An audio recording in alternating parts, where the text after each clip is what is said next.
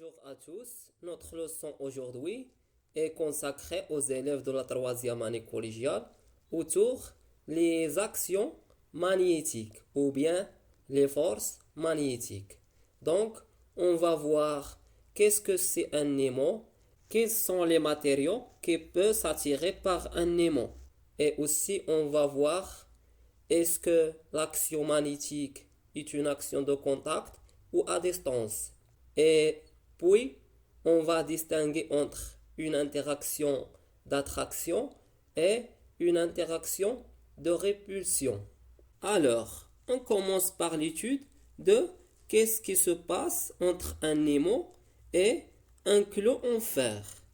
Dans l'animation que vous voyez, on approche un aimant d'un clot en fer. Et la question, qu'est-ce qu'on observe?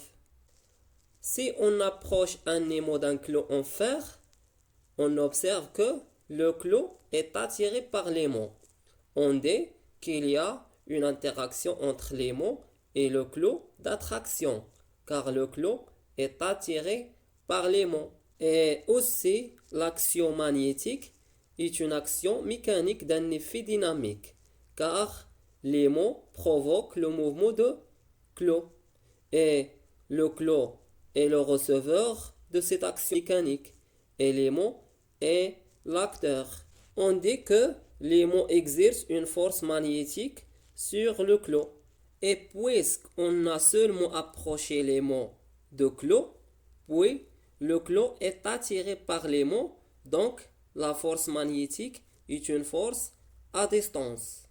Et en général, un aimant est un matériau capable d'attirer certains métaux et alliages comme le fer, le nickel, le cobalt et le chrome.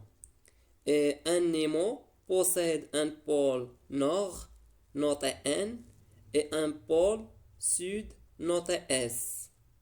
Maintenant, on va voir si on approche deux aimants l'un à l'autre.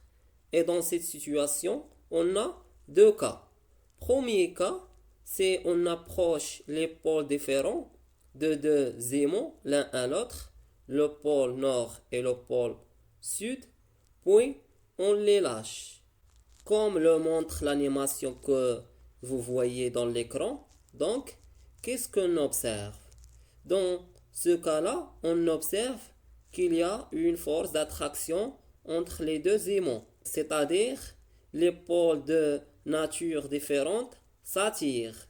Deuxième cas, c'est on approche les pôles similaires ou bien de même nature de deux aimants, soit le nord avec le nord ou le sud avec le sud, comme le montre l'animation que vous voyez dans l'écran. La question, qu'est-ce qu'on observe maintenant? Dans ce cas-là, on observe qu'il y a une force de répulsion entre les deux aimants, c'est-à-dire les pôles de même nature se repoussent ou s'éloignent. Et finalement, je vous remercie de votre attention et à bientôt.